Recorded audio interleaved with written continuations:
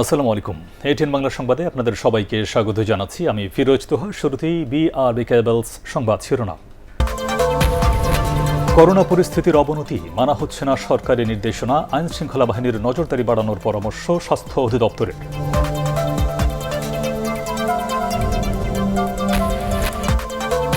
Corona ভাইরাসের চরম ঝুঁকির মধ্যেই মেডিকেল ভর্তি পরীক্ষাকে কেন্দ্র করে রাজধানীতে শত শত শিক্ষার্থী অভিভাবকের সমাগম।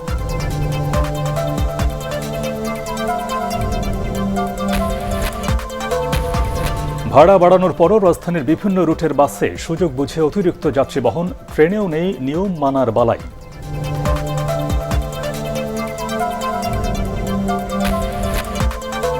এবং কক্সবাজারে পর্যটন কেন্দ্র বন্ধ ঘোষণা, সৈকতে টুরিস্ট পুলিশের টহল, শহর ছাড়ছেন পর্যটকরা।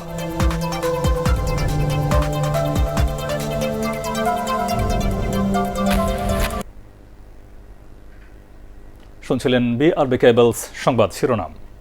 এবারে বিস্তারিত।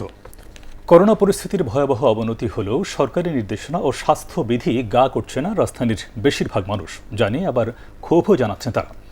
পরিস্থিতি নিয়ন্ত্রণে আইনশৃঙ্খলা বাহিনীর মাধ্যমে কঠোর নজরদারির পরামর্শ দিয়েছেন স্বাস্থ্য অধিদপ্তরের মহাপরিচালক। আদিন সজীবের রিপোর্ট।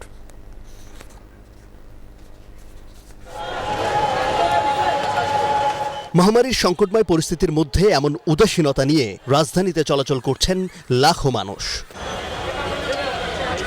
দেশের করোনা সংক্রমণ যে এখন মারাত্মক তা বোঝারই উপায় নেই, সরকারি সতর্কতার তোয়াক্কাও করছেন না অনেকে। নেই শারীরিক দূরত্ব, স্বাস্থ্যবিধি মানার চেষ্টাও।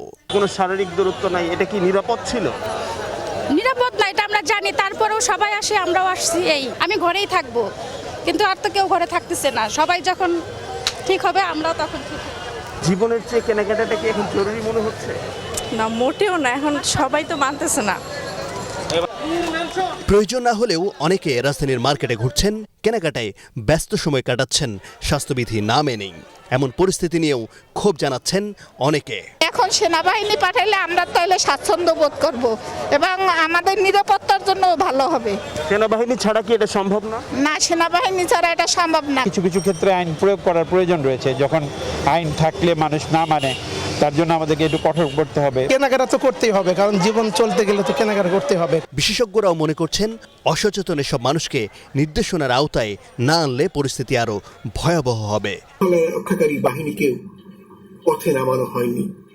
আমরা মনে করছি অতি দ্রুত আইন শৃঙ্খলা রক্ষাকারী বাহিনীকে পথে নামানো উচিত এবং মানুষকে আইন না মানলে শাস্তির আওতায় আনা দরকার। স্বাস্থ্য অধিদপ্তরের মহাপরিচালক খুরশিদ আলম পরিস্থিতি নিয়ন্ত্রণে আইন শৃঙ্খলা বাহিনীর সশরীর নজরদারি ও অভিযান বাড়াতে আবেদন করেছেন স্বরাষ্ট্র মন্ত্রণালয়ে। শাস্তির আওতায় যারা আনবে তাদের কাছে আমরা অফিসিয়ালি চিঠি লিখে পাঠিয়েছি, অফিসিয়ালি, এবং কালকে রাত্রে এটা নিয়ে দীর্ঘক্ষণ আলোচনা হয়েছে যাতে করে শাস্তির আওতায় আনা। তারা বলেছেন যে আজকালকের মধ্যে ওনারা এটা শুরু করবেন।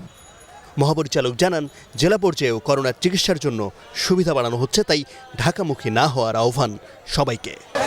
100 নাকি 1000 কত মানুষ কেনাকাটা করতে আসছেন এখানে। দেখে বোঝাই যাচ্ছে যে হাঁটার মতো জায়গা নেই এই ফুট ওভারব্রিজের উপর দিয়ে। কিন্তু কেন এই উদাসীনতা? আর এই উদাসীন মানুষকে স্বাস্থ্যবিধি মানাতে আর কতদিনই বা লাগবে? দেশের পরিস্থিতি নিয়ন্ত্রণে যে মানুষের উদাসীনতা একটা বড় ভূমিকা রেখেছে, সেই মানুষগুলোকে স্বাস্থ্যবিধি মানাতে কারা কাজ করবে? আইন শৃঙ্খলা বাহিনী নাকি সেনাবাহিনী? সেই প্রশ্নটাই তুলছেন এই সাধারণ মানুষে। আদিন সজীব, এটিএন বাংলা, ঢাকা। নামে মাত্র স্বাস্থ্যবিধি পালন করে অনুষ্ঠিত হলো এমবিবিএস প্রথম বর্ষের ভর্তি পরীক্ষা। কেন্দ্রের ভেতরে বাইরে ছিল না সামাজিক দূরত্ব মানার কড়াকড়ি। হাজারো অভিভাবকদের ভিড় ঠেলে কেন্দ্রে ঢুকতে এবং বের হতে হয়েছে পরীক্ষার্থীদের। তবে করোনা পরিস্থিতি যাই হোক, এমবিবিএস ভর্তি পরীক্ষা অনুষ্ঠিত হওয়াকে স্বাগত জানিয়েছেন অভিভাবক ও শিক্ষার্থীরা। ফজলে রাব্বির রিপোর্ট। সকাল 11টা শুক্রবার ঢাকা টিচার্স ট্রেনিং কলেজের সামনে মিরপুর রোডের যান চলাচল প্রায় বন্ধ হয়ে গেছে মেডিকেল ভর্তি পরীক্ষার্থীদের অভিভাবকদের গাদাগাদি ভিড়ে। উপস্থিত প্রায় সবাই উদ্বিগ্ন দেশের করোনা পরিস্থিতি নিয়ে। প্রচুর পরিমাণ হ্রাস আছে, যেখানে স্বাস্থ্যবিধি মানা হচ্ছে না। কোনোভাবেই আমাদের মনে হচ্ছে না যে আসলে করোনার নামে কোনো ভয়াল থাবা হচ্ছে আমাদের মাঝে আছে। স্টুডেন্টদের থেকে বেশি উদ্বিগ্ন হচ্ছে গার্জিয়ানরাই। শিক্ষা জীবন নিয়ে দুশ্চিন্তা থেকে পরীক্ষা নেওয়াকে স্বাগত জানিয়েছেন অভিভাবক ও শিক্ষার্থীরা। তবে স্বাস্থ্যবিধি কার্যকর করে পরীক্ষা নেওয়ার বিষয়ে কর্তৃপক্ষের আন্তরিকতা নিয়ে প্রশ্ন আছে তাদের। সামাজিক ডিস্টেন্সটা মেনটেন করে একটু ভালোভাবে বাচ্চাদেরকে ভিতরে ঢোকানো বা গার্জিয়ানরা যারা বাইরে বসে আছে তাদের এই জিনিসটা একটু মেনটেন করা হতো তাহলে আরেকটু ভালো হতো। আরও বেশি কেন্দ্র হলে বেশি ভালো হতো, লোক জনগণটা যদি আরও বেশি ফাঁকা হতো, কারণ আমাদের অনেক প্রতিষ্ঠান এখন হয়তো পড়ে আছে। কেন্দ্রে ঢোকার সময় শিক্ষার্থীদের হাতে স্যানিটাইজার স্প্রে করা হয়েছে, তবে কেন্দ্রের ভিতর ছিল না সামাজিক দূরত্ব। দুই পাশে স্বাভাবিক নিয়মের বাইরে সামনে পিছনে রাখা হয়নি বাড়তি দূরত্ব। স্বাস্থ্যবিধি ওরকম করে মানা হয় নাই, যেরকম ভাবছিলাম যে টেম্পারেচার হয়তো করে এরকম করে করবে, ওগুলো আসলে হয় নাই। স্টুডেন্ট অনুযায়ী আমরা অনেক পিছিয়ে গিয়েছিলাম, মানে আমাদের এই বছরটা পিছিয়ে যাচ্ছিল, এই দিক দিয়ে আমাদের ক্ষেত্রে ভালো হয়েছে।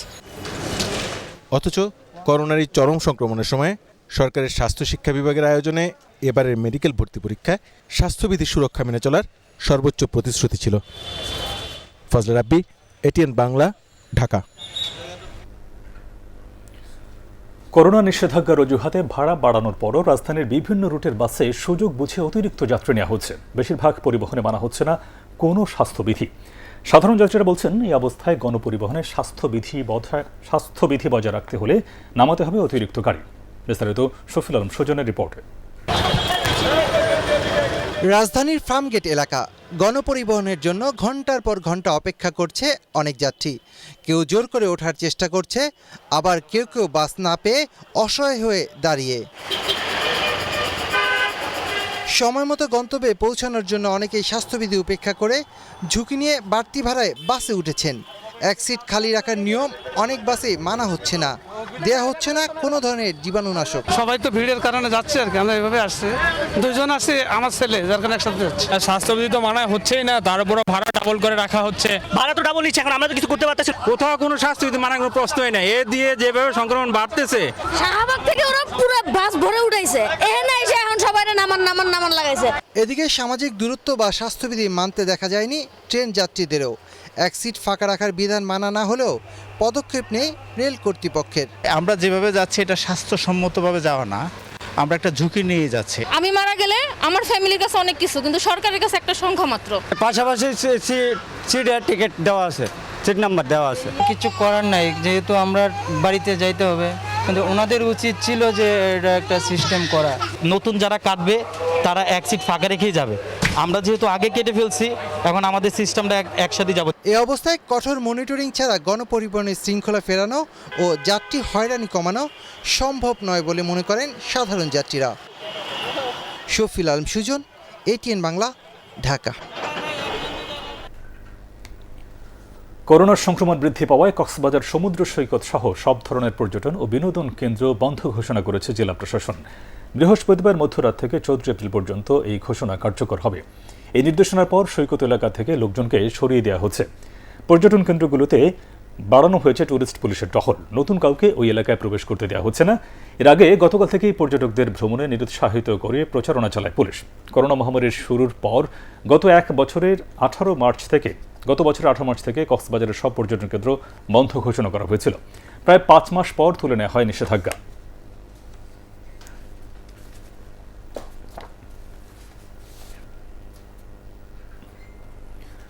দর্শক, কক্সবাজারের পর্যটন কেন্দ্রগুলো বন্ধ রাখার নির্দেশনা দেওয়ার পর সমুদ্র সৈকত থেকে সেখানকার সর্বশেষ পরিস্থিতি জানাচ্ছেন আমাদের প্রতিনিধি মোয়াজ্জেম হোসেন শাকিব।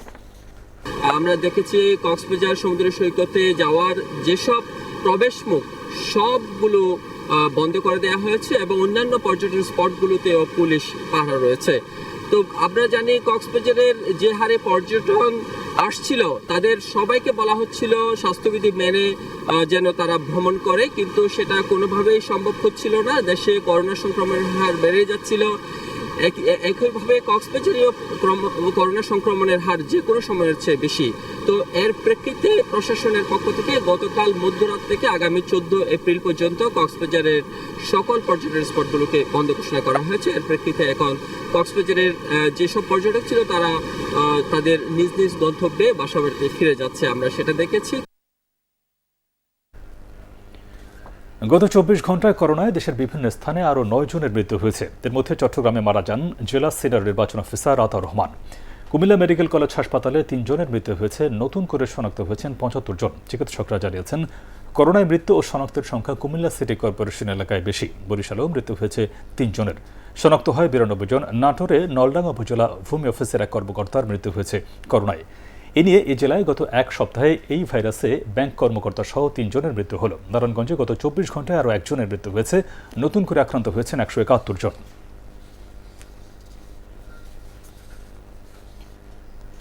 চাহিদার তুলনায় মজুদ বেশি থাকায় এবার রমজানে ছোলা ও মসুর ডালের দাম বাড়বে না বলে জানিয়েছেন খাতুনগঞ্জের ব্যবসায়ীরা। তবে অন্যান্য নিত্যপণ্যের দাম স্থিতিশীল রাখতে এরই মধ্যে আমদানি শুরু করেছে চট্টগ্রামের ব্যবসায়ীরা। চট্টগ্রাম থেকে আরও জানাচ্ছেন সৈয়দ তামিম মাহমুদ। দেশে মোট চাহিদার 80% ছোলা এবং 50%-এর বেশি মসুর ডাল আমদানি করে চট্টগ্রামের ব্যবসায়ীরা। আসন্ন রমজানকে সামনে রেখে এরই মধ্যে ব্যবসায়ীরা নিত্যপণ্য আমদানি শুরু করেছে। আমদানিকারকরা বলছেন রোজায় ছোলার চাহিদা থাকে প্রায় 80,000 মেট্রিক টন। তবে এবার আমদানির বিপরীতে মজুদ আছে তার চেয়ে বেশি। একই অবস্থা মসুরের ডাল মজুদেও। যারা রমজানকে সামনে রেখে আমদানির যেটা বলা হচ্ছে, এটা প্রচুর পরিমাণে এখনো অনেক মাল আসছে এবং পাইপলাইনে অনেক মাল আছে। অন্যদিকে বাজার স্থিতিশীল রাখতে অস্ট্রেলিয়া ও তুরস্ক থেকে নিত্যপণ্য আমদানি করছে টিসিবি। রমজানের আগে বন্দরনগরীর 22টি পয়েন্টে ট্রাকে তেল, ছোলা, ডাল, চিনি বিক্রি করবে টিসিবি। ইতিমধ্যে প্রায় 4,000 টন ছোলা চট্টগ্রাম বন্দরে খালাস করে বাকি অবশিষ্ট 4,000 টন আগামী 12 তারিখের মধ্যে সমস্ত ছোলা চলে আসবে। এবং বক্তব্য যে তেল হবে 100 টাকা প্রতি লিটার, চিনি হবে 55, ডাল হবে 55 টাকা, ছোলা হবে 55 এবং পেঁয়াজ 20 টাকা দরে বিক্রি করবে। চট্টগ্রাম বন্দরের তথ্য মতে শুধু ফেব্রুয়ারি মাসেই বন্দর থেকে ছোলা খালাস হয়েছে 40,000 মেট্রিক টন। গত বছর রমজানে যে ছোলা বিক্রি হয়েছিল 65 থেকে 72 টাকা কেজি দরে, এবছর তা 56 থেকে 67 টাকা। মসুরের দামও 5 টাকা কমে বিক্রি হচ্ছে 65 টাকায়। এখন কিন্তু এই আসার পরিমাণটা স্বাভাবিকভাবে যেহেতু রমজান সামনে আসতে আসতে বাড়তেছে। চট্টগ্রাম বন্দর দিয়ে যেটা বের হয়, গত ফেব্রুয়ারি মাসে আমাদের ছোলা আসছে প্রায় 40,000 মেট্রিক টন, আর মসুর আসছে 23,700 মেট্রিক টন। ছোলা বলেন, ডাল বলেন, আপনার যে নিত্য প্রয়োজনীয় জিনিস যেগুলির প্রয়োজন হয় সবগুলি আমাদের বাজারের মধ্যে এসে গেছে। রোজায় দরকারি পণ্যের পাইকারি বাজার স্থিতিশীল রাখতে এবার বেশ আগেভাগেই ব্যবস্থা নেওয়া হয়েছে বলেও জানান টিসিবি কর্মকর্তারা। সৈয়দ তামিম মাহমুদ, এটিএন বাংলা, চট্টগ্রাম। রোজাকে ঘিরে রাজধানীর বাজারে বেড়েছে চিনি, ডাল, ছোলা ও মুরগির দাম। তবে কমেছে পেঁয়াজ, আলু, আদা, রসুন ও মশলার দাম। হুমায়ুন শেখের রিপোর্ট। রমজান এলে নিত্যপণ্যের দাম বাড়বে, এ যেন চিরায়ত নিয়ম হয়েছে দেশে। সরকারের পক্ষ থেকে প্রতিবার দাম নিয়ন্ত্রণের কথা বলা হলেও আগেই বেড়ে যায় সব জিনিসের দাম। দেশের অবস্থার সাথে সাথে বাজারের অবস্থা খারাপ দেখছি। তেল কিনেছি, ছোলা, আসলে রমজানের যে জিনিস খাবারগুলো লাগে সব কিছুই কেনা হয়েছে অল্প অল্প করে। দেখা যাক, আর বলা তো যায় না, হয়তো দেখা যাচ্ছে কদিন পরে বাজারের দাম আরও দ্বিগুণ বেড়ে গিয়েছে। আন্তর্জাতিক বাজারে দাম বাড়ার অজুহাতে এখনো অস্থির দেশের ভোজ্য তেলের বাজার। রূপচান্দা মনে করেন যে কোনো তেলের মানে আগুন বাজার, তেলের দামটা মানে আর কম বুঝে আমার মনে হচ্ছে না। ওনারা বলে আন্তর্জাতিক বাজারে নাকি রেট বেশি। চিনির দাম বেড়েছে কেজিতে 3 টাকা থেকে 5 টাকা পর্যন্ত। সাদা চিনি 68 টাকায় আর দেশি লাল চিনি বিক্রি হচ্ছে 80 টাকা কেজি। 66 টাকা কিনা ছিল, 70 টাকা বিক্রি করছি। এখন আপনি 76 টাকা কিনে গায়ে প্রাইস আছে 86-80 টাকা বিক্রি করি। পর্যাপ্ত পরিমাণে চাল আমদানি হলেও দাম কমার কোনো লক্ষণ নেই। রাজধানীর বিভিন্ন বাজারে মোটা চাল এখনো 48, মিনিকেট 65 ও নাজির শাল 70 টাকা কেজি। আমরা তো ভাবছিলাম যে ইন্ডিয়ার থেকে বিভিন্ন ক্যাটাগরি চাল আসবে, মিনিকেট আসলে আমাদের দেশীয় মিনিকেটের দামটা তো কমবে। কই না, আমাদের দেশীয় মিনিকেট তো এখনো 60-এর উপরে হোলসেল মার্কেটে। বাজার আগের থেকে কাইছিস, এখন আর কমার সিন্ডিকেট ভাবে আপনার চলতেছে। তো মুরগির দাম কিছুটা বাড়লেও গরুর মাংস বিক্রি হচ্ছে আগের দাম 580 টাকা কেজি দরে। কক মুরগি ছিল 180-70 টাকা কেজি, তখন আমরাই বিক্রি করছি 200 টাকা কেজি। বাজারে পর্যাপ্ত সবজি থাকলেও পেঁপে ও গাজর ছাড়া 50 টাকার নিচে কোনো সবজি কেনার উপায় নেই। 50-60-এর নিচে আছে খালি গাজর আর পেঁপে, আর অধিকাংশ 80 থেকে উপরে। সরকার এখন থেকেই বাজার নিয়ন্ত্রণ না করলে দাম আরও বাড়বে বলে আশঙ্কা করছেন ক্রেতারা। হুমায়ুন চিস্তি, এটিএন বাংলা, ঢাকা। এবারে আলিশা মাঠ বাংলাদেশ নিউজিল্যান্ড টি-20 সিরিজের খবর।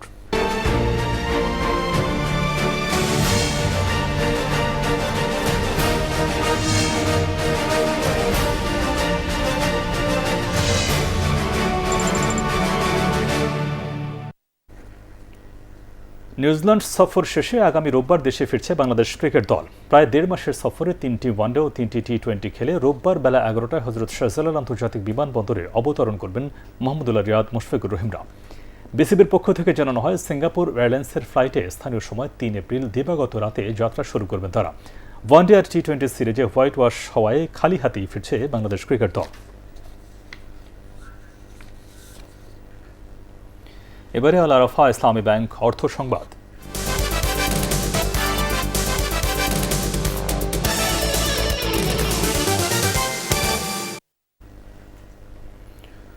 মার্কিন ওষুধ প্রস্তুতকারী প্রতিষ্ঠান ফাইজার এবং জার্মান সংস্থা বায়োনটেকের তৈরি করোনা ভাইরাসের টিকা কমপক্ষে 6 মাস সুরক্ষা দেবে বলে জানিয়েছেন গবেষকরা।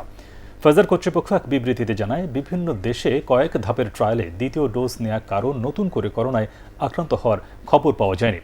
ফাইজারের প্রধান নির্বাহী আলবার্ট বোরলা জানান, দ্বিতীয় ডোজ নেওয়ার পর 6 মাস পর্যন্ত কার্যকারিতা থাকা এবং বিশেষ করে দক্ষিণ আফ্রিকায় ছড়িয়ে পড়া ধরনের বিরুদ্ধে কাজ করা ভ্যাকসিনের সক্ষমতার জানান দিচ্ছে। এর আগে বিভিন্ন দেশের 46,000-এর বেশি স্বেচ্ছাসেবীর উপর প্রয়োগের পর 91.3% কার্যকারিতা প্রমাণ করে এই ভ্যাকসিনটি। এবারে পার্টিক্স খেলার খবর।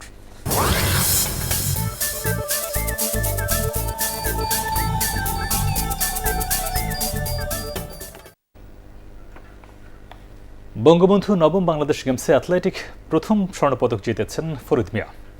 পুরুষ ম্যারাথনে স্বর্ণপদক জিতেছেন বাংলাদেশ সেনাবাহিনীর এই অ্যাথলেট। তিনি সময় নেন 2 ঘন্টা 46 মিনিট 38 সেকেন্ড। এছাড়া রৌপ্য পদক জিতেছেন বাংলাদেশ সেনাবাহিনীর আরেক অ্যাথলেট ফিরোজ খান। তিনি সময় নেন 2 ঘন্টা 46 মিনিট 40 সেকেন্ড। ব্রোঞ্জ পদক জেতা সেনাবাহিনীর অ্যাথলেট কামরুল ইসলাম সময় নিয়েছেন 2 ঘন্টা 57 মিনিট 50 সেকেন্ড। অন্যদিকে পুরুষ হ্যামার থ্রোতে স্বর্ণ জেতেন বাংলাদেশ নৌবাহিনীর মাহফুজ হাসান।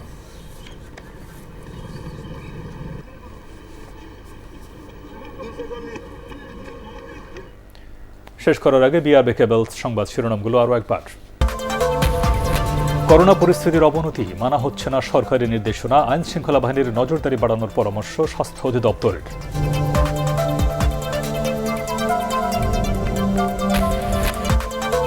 করোনা ভাইরাসের চরম ঝুঁকির মধ্যে মেডিকেল ভর্তি পরীক্ষাকে কেন্দ্র করে রাজধানীতে শত শত শিক্ষার্থী অভিভাবকের সমাগম।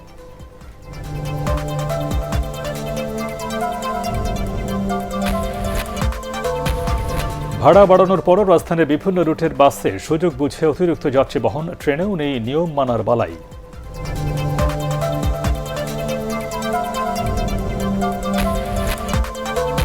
এবং কক্সবাজারে পর্যটন কেন্দ্র বন্ধ ঘোষণা, সৈকতে টুরিস্ট পুলিশের টহল, শহর ছাড়ছেন পর্যটকরা।